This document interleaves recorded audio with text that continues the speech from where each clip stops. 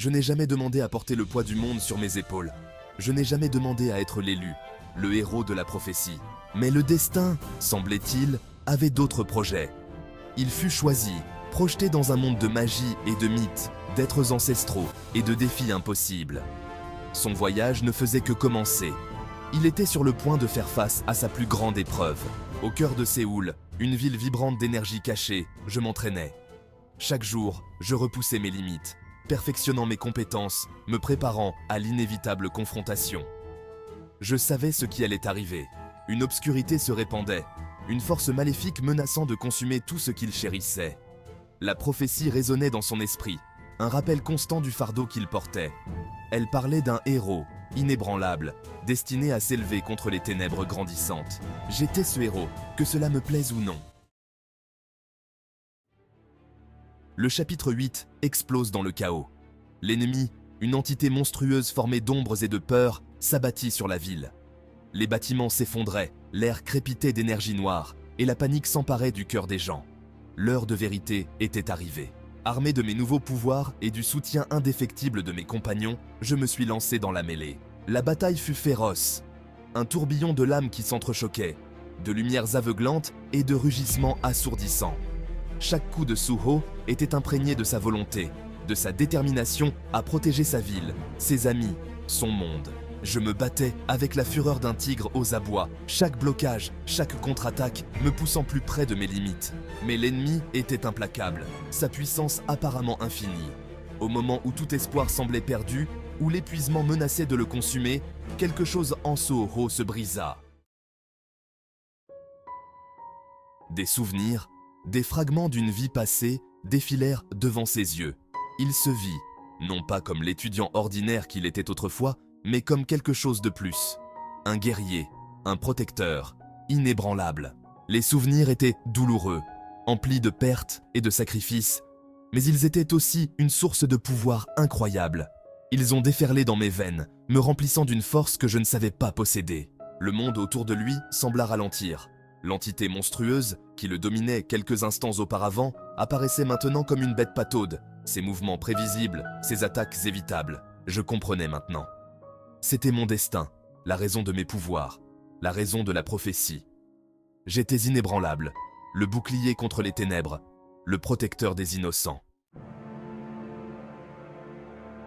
Dans un rugissement qui secoua les fondations mêmes de la ville, Kim Suho libéra toute l'étendue de son pouvoir. L'air scintilla autour de lui, crépitant d'énergie dorée. Son épée, autrefois d'acier ordinaire, flamboyait maintenant d'un feu céleste. Je ne suis plus seulement Kim Suho, l'étudiant incertain. Je suis une force de la nature, l'incarnation d'une volonté inflexible. L'entité monstrueuse, surprise par cette soudaine vague de puissance, vacilla. Ses attaques, autrefois impossibles à arrêter, se heurtaient maintenant à une grâce sans effort. Suho se déplaçait comme un tourbillon, chacun de ses coups imprégné de la fureur d'une tempête. Le sol tremblait, les bâtiments s'effondraient sous la seule force de leur affrontement. Je ne me bats pas avec haine, mais avec la résolution inébranlable de protéger. Chaque mouvement était un témoignage de sa résilience, chaque coup une déclaration qu'il ne céderait pas, qu'il tiendrait tête aux ténèbres, quel qu'en soit le prix. La bataille faisait rage, une danse chaotique de lumière et d'obscurité. Suho, nourri par son nouveau but, poursuivait son avancée. Ses attaques devinrent plus précises, ses mouvements plus fluides. Il ne se contentait plus de réagir, il dictait le cours du combat. C'est ici que tout se termine. Le monstre, sentant sa défaite imminente, se lança dans une dernière attaque désespérée. Suho, anticipant le mouvement, l'esquiva avec aisance. L'attaque du monstre, censée anéantir, s'écrasa au sol sans faire de mal, laissant un gouffre béant dans son sillage. C'était l'occasion qu'il attendait. Pour Séoul, pour tous! D'un coup final qui fit trembler la terre, Suho abattit l'entité monstrueuse. Les ténèbres qui avaient consumé la ville se retirèrent, remplacées par un silence si profond qu'il en était presque assourdissant. Suho se tenait au milieu des décombres, la poitrine haletante, le corps meurtri mais intact. J'ai gagné, pour l'instant. La ville était en ruine, témoignage de la férocité de la bataille. Pourtant, des cendres, l'espoir renaissait. Les habitants de Séoul, inspirés par le courage de leurs protecteurs, sortirent de leurs abris. Ils contemplaient Kim Suho, non plus comme un simple étudiant, mais comme un véritable héros, inébranlable. Ce n'est que le début. Suho posa son regard sur les visages de ceux qu'il avait juré de protéger, leurs yeux remplis de gratitude, d'admiration, d'espoir. Il savait que ce n'était que le début. Les ténèbres avaient été vaincues, mais elles ressurgiraient à coup sûr. Il était prêt. Tant que j'aurai un souffle de vie, tant que l'esprit d'inébranlable brûlera en moi, je serai un bouclier contre les ténèbres, un phare d'espoir pour un monde au bord du précipice. La prophétie était claire. Son voyage était loin d'être terminé.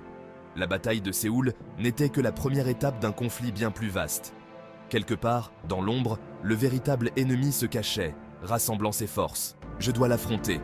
Affronter les ténèbres à leur source. Il s'entraînerait, il deviendrait plus fort, et il rallierait des alliés à sa cause.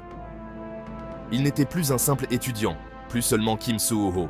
Il était inébranlable, et il répondrait à l'appel. Le sort du monde est en jeu, et je ne le laisserai pas tomber. Le voyage qui l'attendait serait périlleux, semé d'embûches et de sacrifices. Mais Kim Suho, l'ancien étudiant ordinaire, était prêt. Je suis inébranlable, et je ferai face aux ténèbres. Le monde a besoin d'un héros, et je répondrai à l'appel.